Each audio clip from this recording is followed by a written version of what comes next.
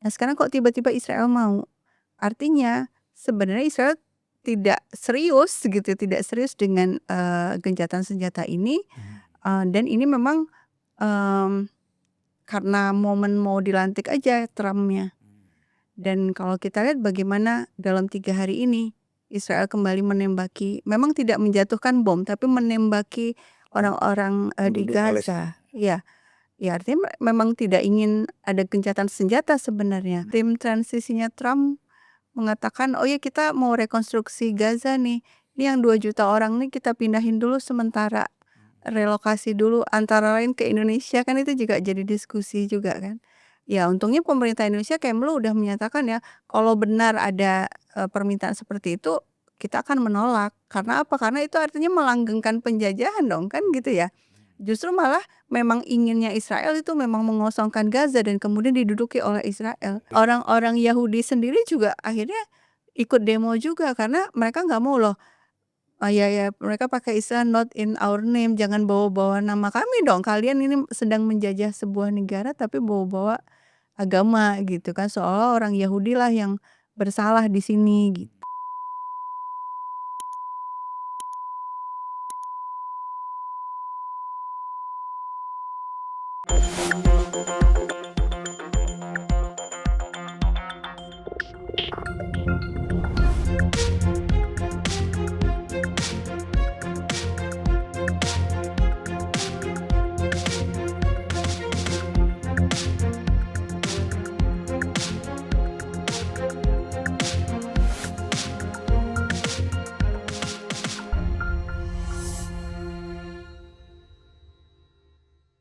Bismillahirrahmanirrahim. Assalamualaikum warahmatullahi wabarakatuh.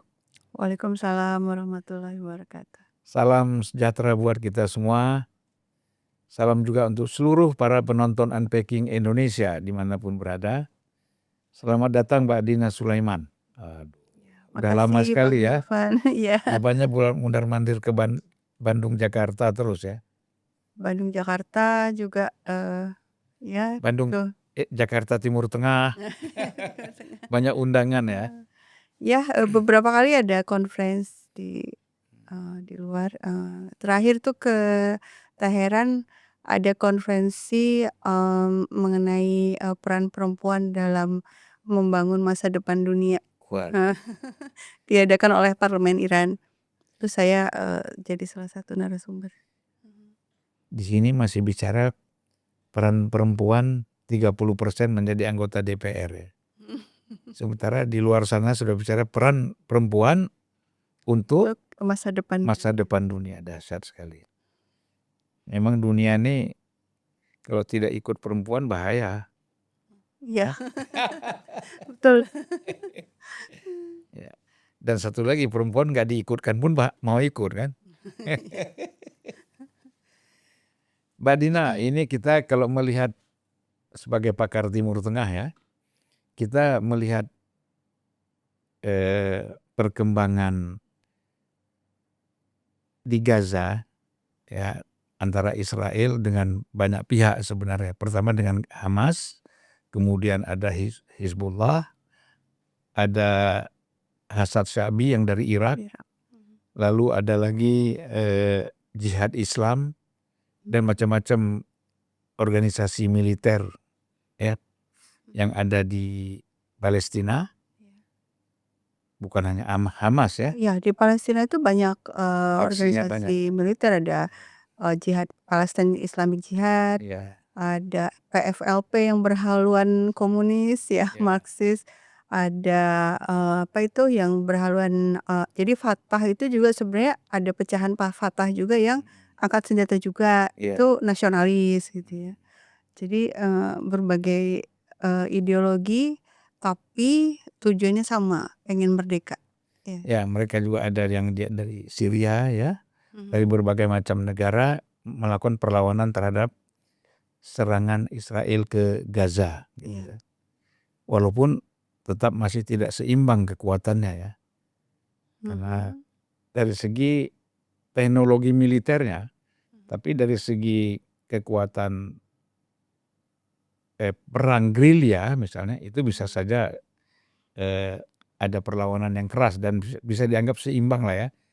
Ya, kalau perang gerilya biasanya yang menang kalau kita lihat perang misalnya di Stalingrad ya, yang menang itu justru yang menguasai kota kan, yang menguasai seluk-beluk kota. Jadi yang penduduk yang memang ada di sana, orang aslinya yang akan punya keunggulan dan Menguasai teritorial ya, ya.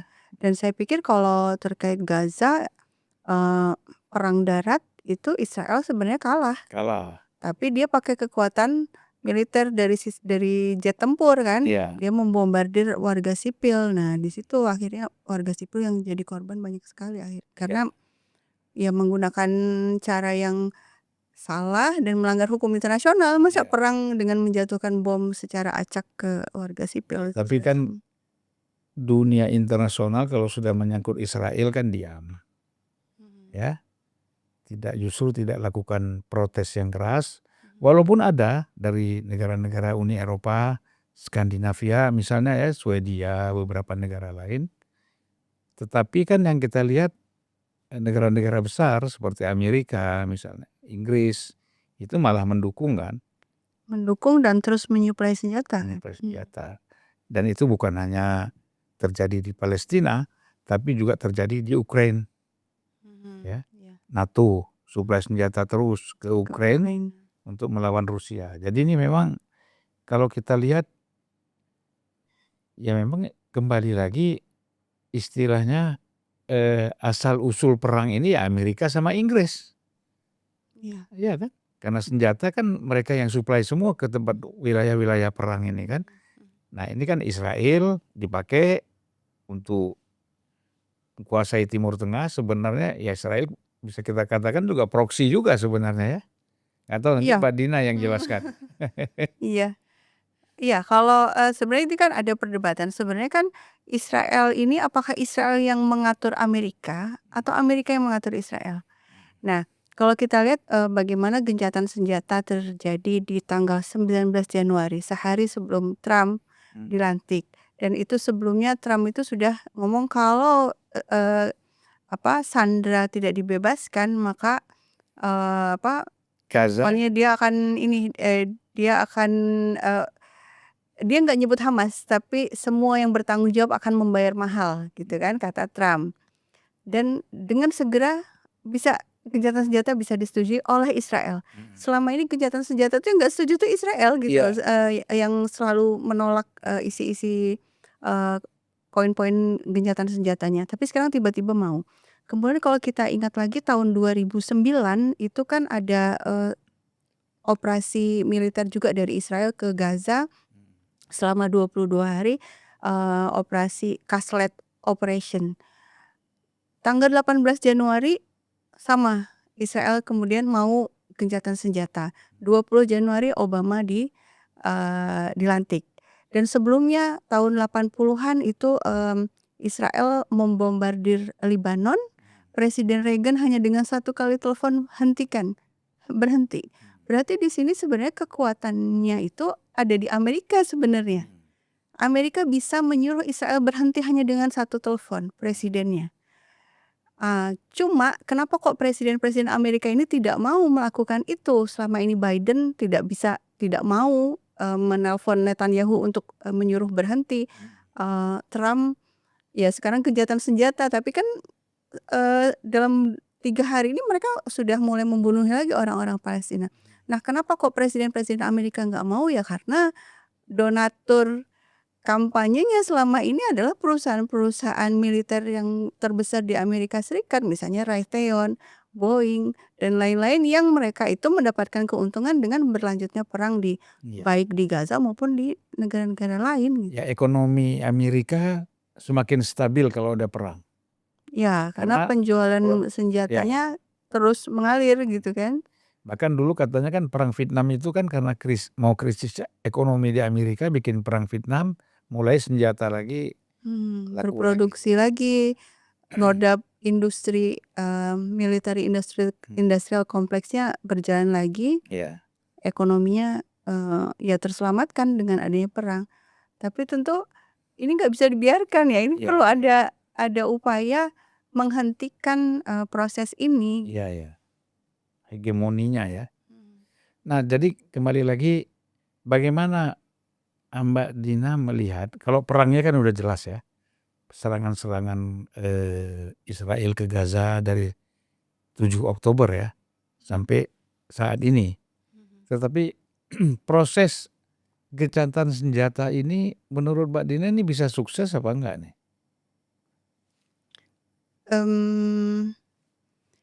Dari sisi ini, dari sisi bahwa poin-poin, isi, perjanjian gencatan senjata itu semuanya menguntungkan Palestina. Iya.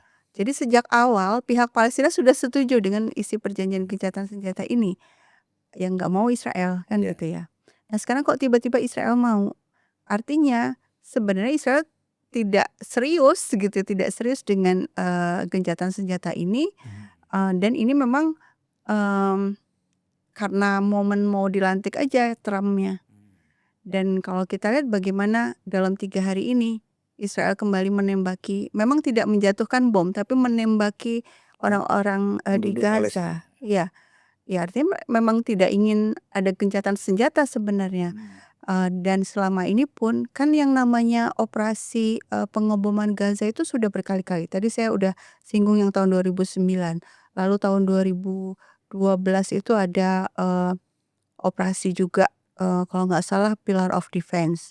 Kemudian ada operasi, 2014, kemudian 2021, 2022, semuanya berakhir dengan gencatan senjata. Tapi kemudian kan diulang lagi. Kan 2009 ada gencatan senjata, diulang lagi di 2012. 2012 gencatan senjata, diulang lagi di 2014 dan seterusnya. Ya memang Israel itu, tujuan utamanya adalah ethnic cleansing, membersihkan atau menghapuskan orang-orang Palestina dari wilayah itu. Makanya berkali-kali mereka mengatakan, orang Arab ini harusnya menampung orang Palestina ke sesama Arab, gitu ya. Jadi, proposal yang mereka berikan adalah ini orang-orang Palestina ini diterima saja sebagai warga negara di negara-negara sekitar, Mesir, Jordan, Suriah, Libanon, dan selama tujuan itu belum mereka capai, ya mereka akan terus, melakukan serangan ke Palestina. Iya. Jadi ya saya sih nggak percaya ya dengan bahwa Israel, akan berhenti dan mematuhi isi gencatan senjata. Ya oleh karena itu kan kalau kita lihat, memindahkan orang-orang Palestina ke negara-negara Arab itu kan bukan persoalan mudah kan, karena masing-masing negara ini kan ingin menjaga keamanannya sendiri, ya kan. Tidak mudah menerima, pengungsi. Ya. Dan orang Palestina pun merasa bahwa mereka tidak mau dipindahkan karena mereka merasa tanah air mereka ini kan Palestina gitu. Iya, betul sekali. Ya dan itu kan, yang sekarang rame dibahas orang kan, tim transisinya Trump mengatakan, "Oh ya kita mau rekonstruksi Gaza nih, ini yang 2 juta orang nih kita pindahin dulu sementara, relokasi dulu antara lain ke Indonesia," kan itu juga jadi diskusi juga kan. Ya untungnya pemerintah Indonesia Kemlu udah menyatakan ya, kalau benar ada, permintaan seperti itu, kita akan menolak. Karena apa? Karena itu artinya melanggengkan penjajahan dong, kan gitu ya. Justru malah memang inginnya Israel itu memang mengosongkan Gaza dan kemudian diduduki oleh Israel. Ya artinya, ide, untuk, mengirim orang-orang Gaza keluar itu justru sebenarnya, melanggar ini ya, melanggar haknya orang Palestina, melanggar hukum internasional juga, kan itu artinya ethnic cleansing, dan, mmm, orang Palestina sendiri tidak akan mau. Mereka sudah bertahan 15 bulan terakhir ini, meskipun digenosida, dibom tiap hari, mereka kan betul-betul bertahan, nggak mau gitu kan, memang dan terus melawan. Para pejuang Palestina juga terus melakukan, serangan ke Israel yang ada di Gaza supaya tentara Israel segera keluar ya. Artinya mereka memang menyadari bahwa ini adalah perjuangan untuk mempertahankan kemerdekaan, nggak akan mau disuruh keluar dari tanah air mereka. Apa ini bukan kartunya Trump ya? Kalau kita lihat, Trump ini kan punya kartu misalnya kalau dia jadi presiden, maka Ukraina itu segera berhenti, ya kan, pertempuran di sana. Nah mungkin dia juga melihat bahwa kalau dia jadi presiden, ini Gaza harus selesai. Ya mungkin itu negosiasi antara Amerika dengan Israel supaya ada 2 juta penduduk di situ dipindahkan. Tadi seperti Mbak Dina bilang, ya kan, setelah dipindahkan justru Israel yang menduduki kota itu kan gitu. Untuk kembali lagi kan susah. Ya. Ya, yang jelas buat Amerika Serikat, buat Presiden Amerika Serikat selama ini, Palestina itu jadi jualan gitu ya. Jadi, simbol keberhasilan atau ketidakberhasilan. Makanya tadi saya ceritakan Obama dilantik 20 Oktober 20 Januari 2009, tanggal 18-nya gencatan senjata di Gaza kan gitu ya. Sekarang Trump juga menjelang dia, dilantik, gencatan senjata. Karena itu yang akan dia jual ke publiknya, nih saya berhasil di Timur Tengah, berhasil mengatasi situasi. Iya.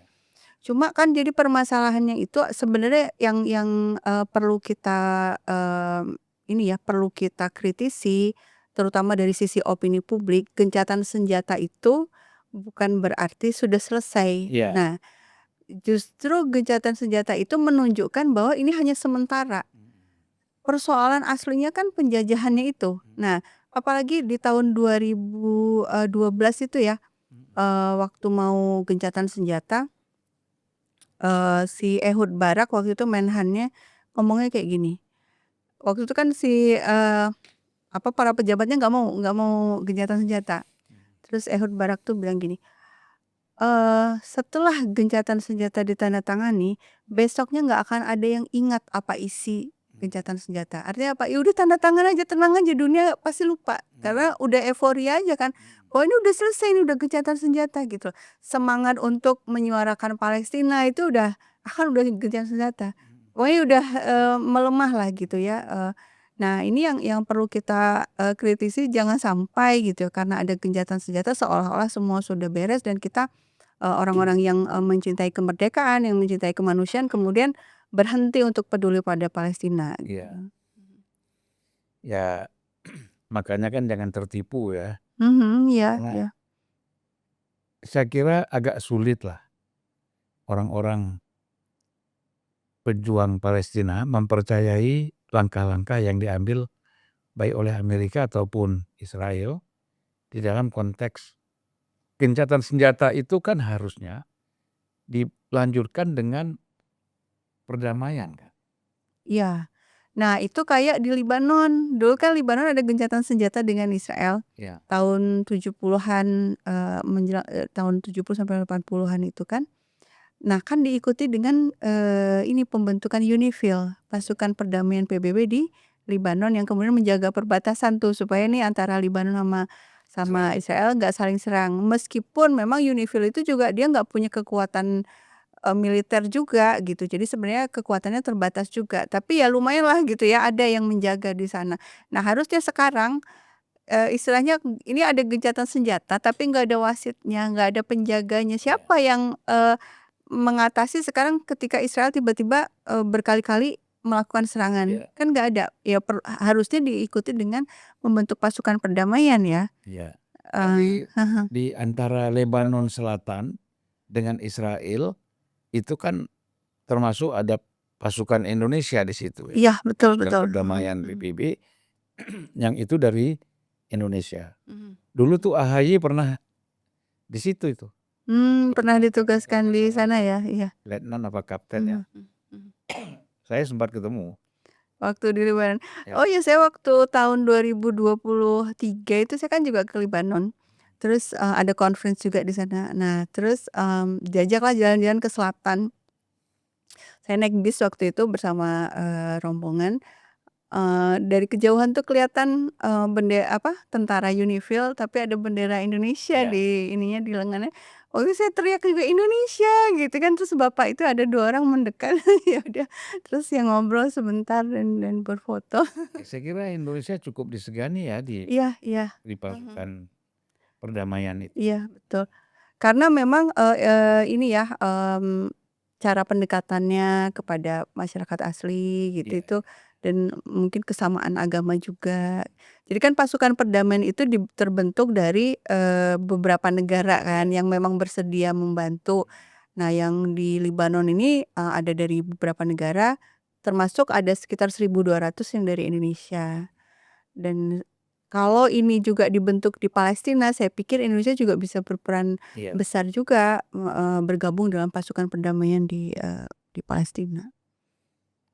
Ya mungkin, itu bisa diusulkan ya oleh pemerintah Indonesia, bahwa ada pasukan perdamaian antara, Palestina dan Israel di wilayah Gaza ini kan. Iya. Kalau enggak ya memang ini pertarungan jalan terus, peperangan jalan terus. Iya iya. Dan sebenarnya kan kalau kita lihat, Mbak Dina, rakyat Israel sendiri juga udah nggak suka ini dengan perang ini kan. Mungkin kalau dari survei, dari polling yang dilakukan, itu sebagian besar masih mendukung tentara Israelnya. Tapi sudah semakin banyak yang, menyalahkan Netanyahu gitu loh, menyalahkan Netanyahu. Jadi bukan berarti tidak setuju dengan perangnya, karena mereka mayoritas orang Israel itu memang rasis gitu ya, karena mereka kan didoktrin bahwa ini adalah musuh gitu kan, orang-orang Palestina. Tapi semakin banyak yang nggak setuju dengan Netanyahu, dengan kebijakan yang diambil oleh Netanyahu. Karena kan, sudah 15 bulan mana ini sandranya nggak bisa dilepas juga Iya kayak iya. gitu kan.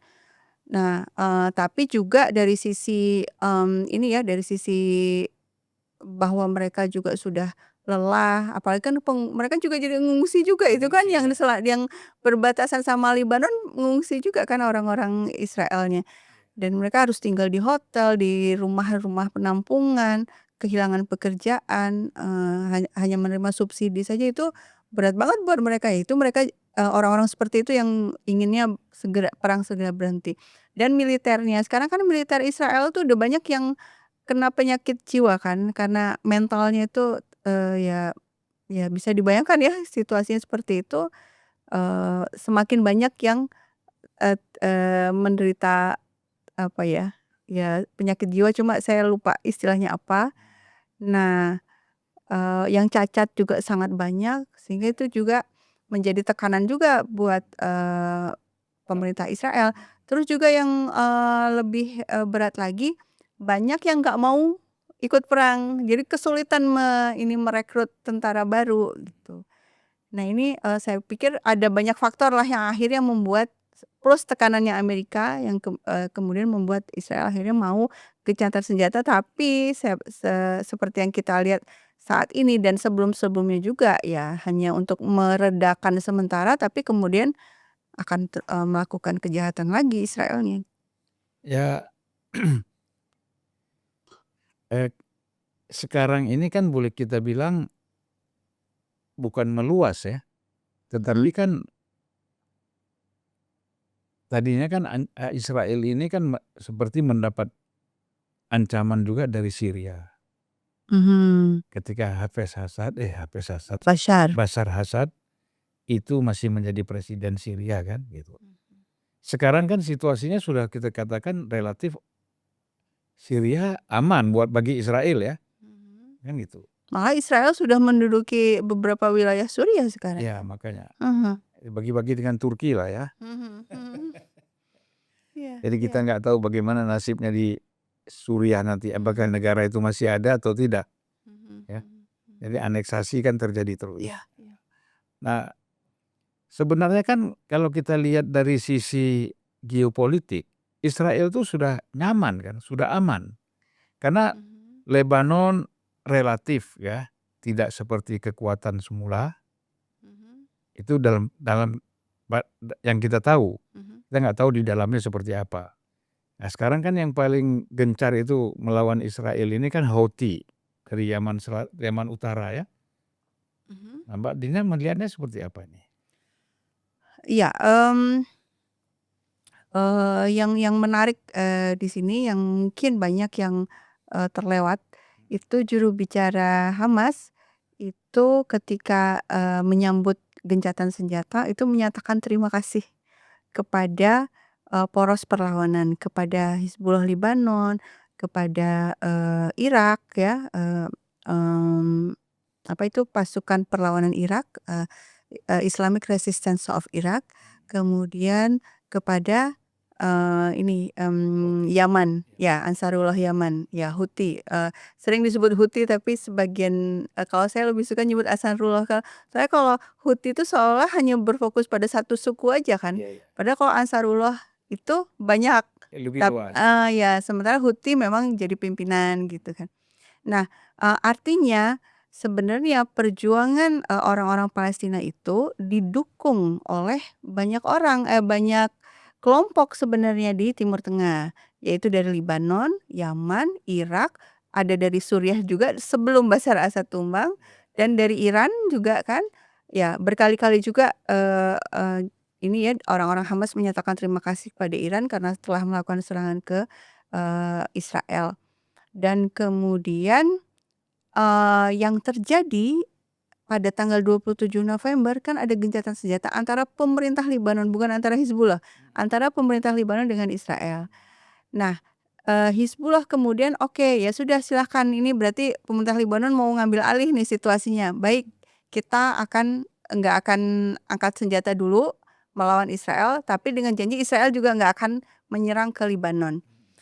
Meskipun ternyata Israel sejak 27 November itu udah 500 kali lebih melakukan serangan ke Libanon Selatan, jadi sudah melanggar perjanjian gencatan senjata.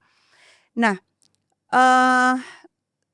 27 November gencatan senjata, hanya dalam hitungan hari, tiba-tiba saja di Suriah itu kelompok-kelompok Al-Qaeda itu masuk ke Aleppo, yang mereka berkumpul di Idlib, masuk ke Aleppo tanpa perlawanan. Aleppo jatuh, terus mereka lanjut ke Damaskus, Damaskus jatuh, Bashar Assad pergi ke, Rusia, ya. Dan sekarang yang jadi pemerintah de facto di, Suriah itu adalah Jolani, dia sekarang pakai nama aslinya, Ahmad al-Shara, ya. Jadi artinya padahal jadi Jolani itu udah identik identik dengan HTS, HTS itu kan Al-Qaeda, Hayat Tahrir al-Syam itu nama lain dari Al-Qaeda. Tadinya Jabhah al-Nusrah, terus masuk ke list teroris, ganti nama jadi Hayat Tahrir al-Syam, kemudian, masuk list teroris juga gitu kan.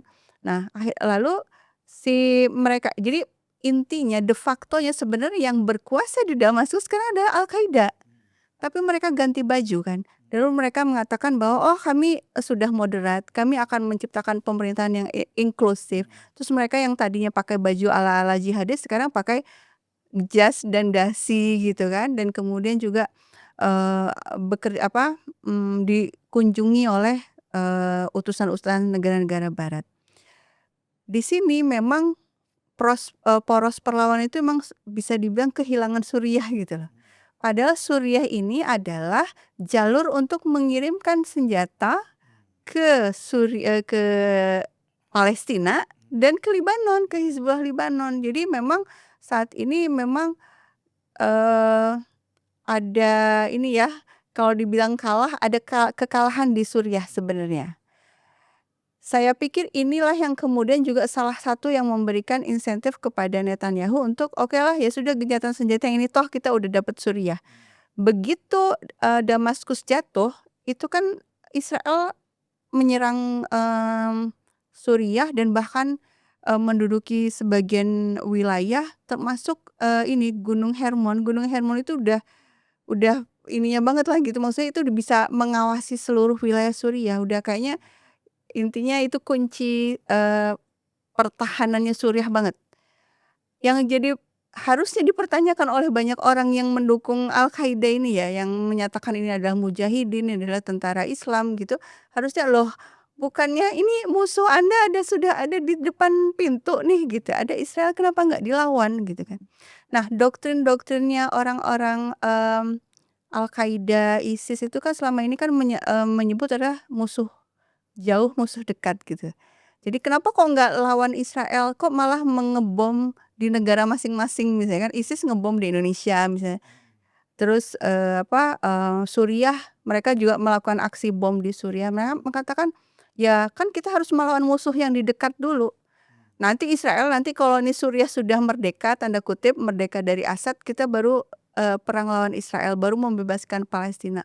Lah sekarang Israelnya sudah di depan pintu loh, sudah ada di Suriah, kenapa nggak diperangi gitu kan. Apa bukan mereka juga bentukan Israel dan Amerika kan gitu? Nah justru akhirnya orang harusnya curiga di situ, dan memang bukti-bukti empiriknya memang seperti itu.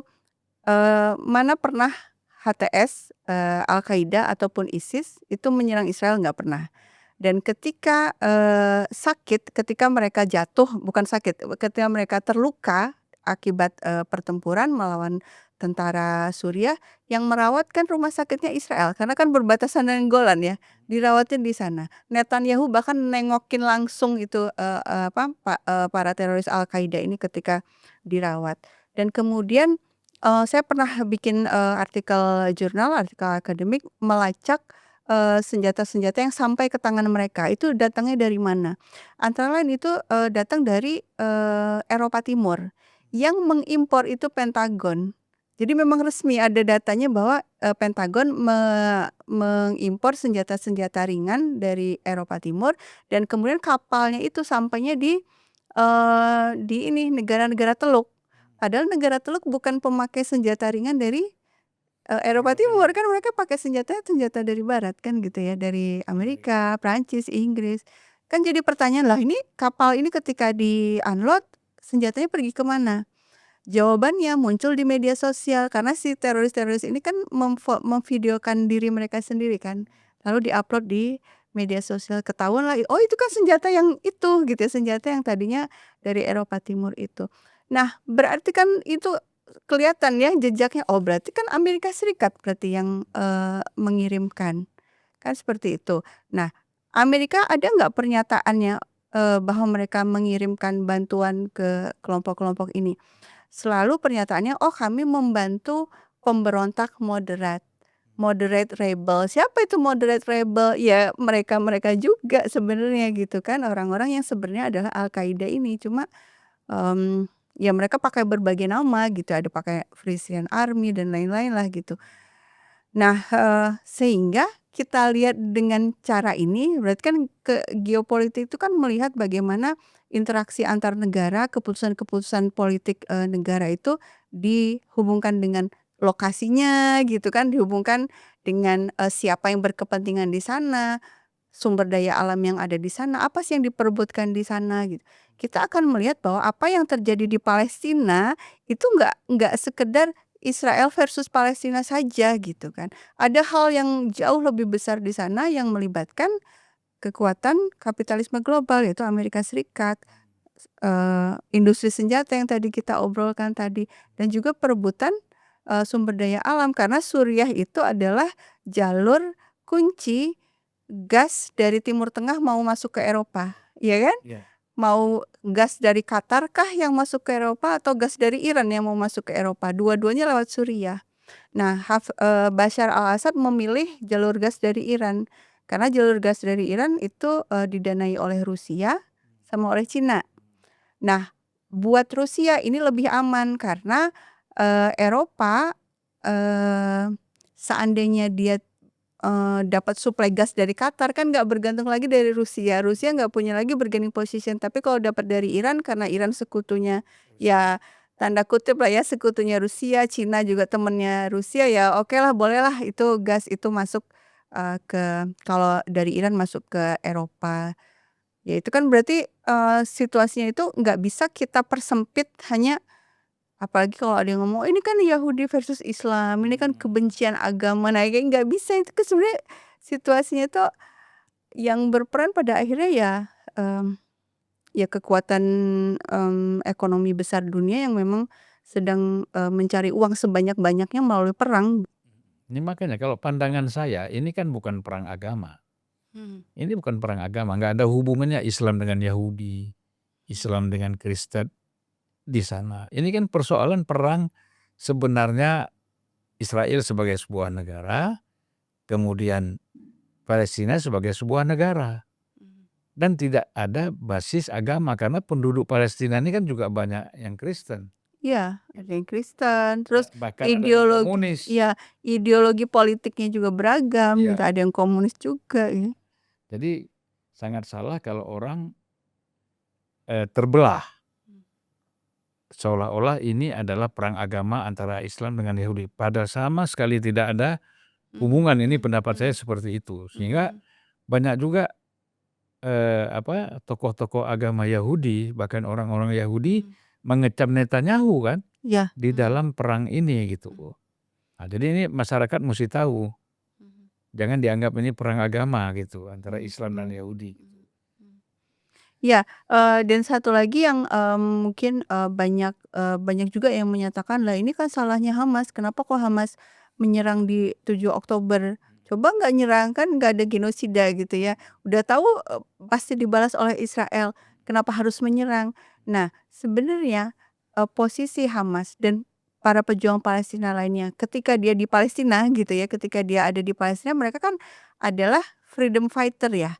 Mereka adalah orang-orang yang sedang dijajah dan sedang berusaha meraih kemerdekaan, dan itu, hak mereka dan dilindungi oleh hukum internasional. Resolusi PBB nomor 37/43 tahun 82.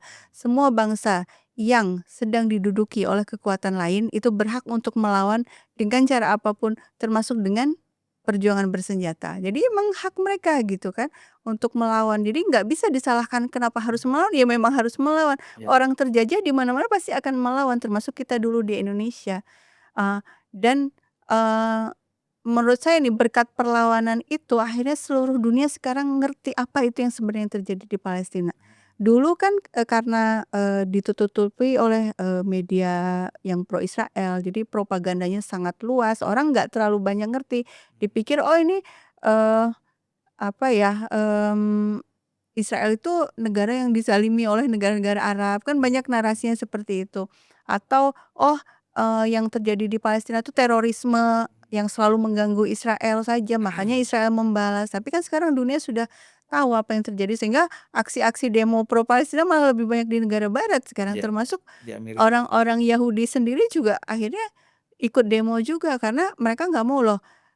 Ya, mereka pakai istilah "not in our name", jangan bawa-bawa nama kami dong, kalian ini sedang menjajah sebuah negara tapi bawa-bawa agama gitu kan, seolah orang Yahudi lah yang bersalah di sini gitu. Ya. Ya itu jadi membuka mata, membuka kesadaran dan kemudian kita lihat efeknya begitu luas dan terbuka juga di mana posisi negara-negara Arab Teluk ini di dalam perang ini kan gitu. Iya, jadi orang jadi bertanya-tanya loh, kenapa kok negara-negara Arab malah nggak membantu kan Iya. gitu ya. Saudi Arabia, Uni Emirat Arab, Qatar dan Mesir, Mesir, lalu Bahrain, Jordan, itu kan semua diam, bahkan mereka lebih cenderung pro Israel, iya. kan gitu. Nah itu yang dipertanyakan oleh Pak Prabowo, kenapa negara-negara Islam Muslim ini, sesama Muslim ini tidak bersatu, bahkan bertikai dalam konteks ini. Nah Mbak Dina nih melihatnya seperti apa nih, kok bisa bertikai mereka, dasarnya apa ini? Ya, kalau pakai, ya saya ngajar di, hubungan internasional, mata kuliahnya itu HI Timur Tengah, yang saya, dasar teori yang selalu tiap semester saya sampaikan itu adalah, pemetaan Timur Tengah dengan, model strukturalisme Galtung. Apa itu? Negara-negara di Timur Tengah ini kebanyakan adalah negara-negara pinggiran, periferi, yang sangat bergantung pada negara core. Negara core-nya itu apa? Amerika Serikat, maksudnya negara yang paling dominan di sana. Kenapa kok bergantung gitu ya? Karena sejarahnya dulu, kenapa ini negara-negara ini bisa terbentuk? Karena kan yang membentuk adalah negara-negara imperialis ya, Inggris, Prancis, mereka yang membagi-bagi wilayah Timur Tengah secara arbitrer. Maksudnya secara arbitrer mereka tuh ya sudah semaunya Inggris dan Prancis saja. Oke, ini jadi, Jordania, ini jadi Lebanon, ini jadi Suriah, batas-batasnya mereka yang menetapkan gitu kan. Dan siapa yang berkuasa di sana mereka juga yang menetapkan. Yang sekarang jadi raja, jadi, pimpinan di, negara-negara itu berhutang budi pada Inggris dulu, dan sekarang kan digantikan posisinya oleh Amerika Serikat, sehingga mereka nggak bisa menetapkan kebijakan luar negerinya semau mereka. Mereka akan selalu ditekan oleh Amerika Serikat agar tidak melakukan kebijakan-kebijakan yang bertentangan dengan keinginan Amerika Serikat. Mereka takut gitu sama Amerika Serikat gitu intinya. Takutnya kenapa? Amerika tuh punya kartu ya, dari sisi ini kan monarki ya. Yang namanya monarki kalau digoyang dengan demokrasi, nah itu Ketakutan. takut itu nanti, rakyatnya demo.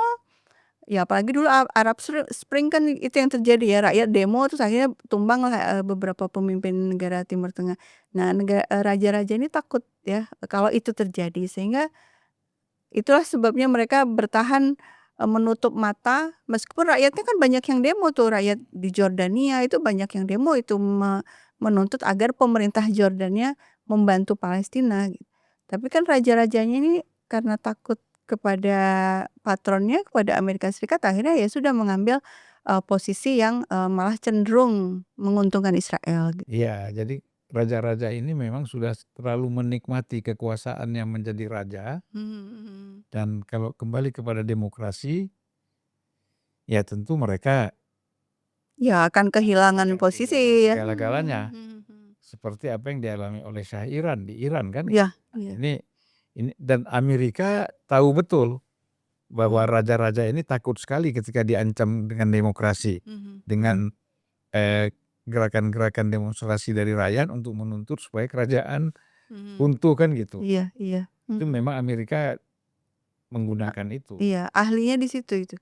Karena dia udah, melatih banyak orang di berbagai negara dan, melalui, kegiatan-kegiatan yang antara lain, NED itu ya, National Endowment for Democracy itu membiayai gerakan-gerakan HAM, gerakan, demokratisasi. Memang baik sih, saya pikir kita pro HAM ya, kita pro demokrasi, tapi kalau di tangan Amerika itu dimanfaatkan sewaktu-waktu untuk menekan gitu ya, sesuai dengan kepentingannya Amerika Serikat. Nah itulah bahayanya kalau kita kembali ke Indonesia, nah kalau tidak hati-hati kapan saja bisa terjadi kerusuhan di Indonesia ini yang memang direkayasa atau di-create oleh institusi-institusi Amerika yang ada di sini kan gitu. Iya. Nah ini kan kembali lagi bahwa sejauh mana kekuatan kita menghadapi gangguan-gangguan politik seperti ini. Dan itu sayangnya kan kadang-kadang yang digunakan adalah warga Indonesia sendiri kan. Iya, kan memang yang digunakan pasti warga lokal di negara masing-masing. Dan itu Amerika memfasilitasi, mendanai gitu kan. Khusus tentang Iran itu, ada dokumennya tuh, mereka kan pengen banget mengubah rezim di Iran gitu ya. Jadi ada dokumen dari, Brookings Institution kalau saya nggak salah, itu dengan detail kita, maksudnya Amerika Serikat harus mendanai, gerakan-gerakan mahasiswa termasuk biaya fotokopi, biaya demo, biaya ini kayak gitu. Dengan tujuan apa? Supaya memang, pengennya rezimnya tumbang, tapi dengan memanfaatkan orang Iran sendiri gitu. Nah itu kan model itu dipakai di banyak negara sebenarnya kan. Ya makanya kalau saya baca buku CIA itu, Tim Mhm. Werner itu yang mengumpulkan, menulis itu di situ diungkapkan bagaimana pola-pola cara CIA bermain di negara-negara ya di Asia, di Afrika, misalnya di Amerika Latin ya. Nah, itu orang harus banyak belajar itu. Karena yang mampu melakukan rekayasa politik itu yang pasti intelijen. Tentara kan hanya mengirim pasukan aja. Tapi intelijen ini yang bekerja di depan kan untuk melakukan rekayasa dan upaya agar terjadi pemberontakan itu. Iya iya. Baik Mbak Dina, kita ini sudah hampir 1 jam ya, nggak terasa ya. Ini kita sudah agak malam. Mbak Dina dari Bandung, perlu istirahat dulu. Mungkin terakhir kalau ada closing statement Mbak Dina yang mau disampaikan? Ya, kalau saya concern saya memang selalu tentang Palestina, apalagi akhir-akhir ini ya kita menyaksikan 474 hari genosida masih berlangsung sampai hari ini. Saya pikir, teman-teman yang menonton acara ini, saya mengajak teman-teman semuanya untuk ya terus bersuara tentang Palestina karena perjuangan belum selesai, gencatan senjata itu bukan akhir gitu kan, yang akhir itu adalah ketika Palestina merdeka. Ya itu kan pembukaan Undang-Undang Dasar kita ya, bahwa kita akan melawan penindasan, menghapus penindasan Penjajahan dari muka dari bumi. muka bumi. Nah ini sebenarnya seluruh warga Indonesia harus paham ini gitu. Ya jadi jangan kita ini melakukan perlawanan saat itu terjadi pada diri kita. Tapi sebelum terjadi pada diri kita cegah dulu pada saat orang terjadi penindasan atau penjajahan kepada bangsa lain. Iya, setuju.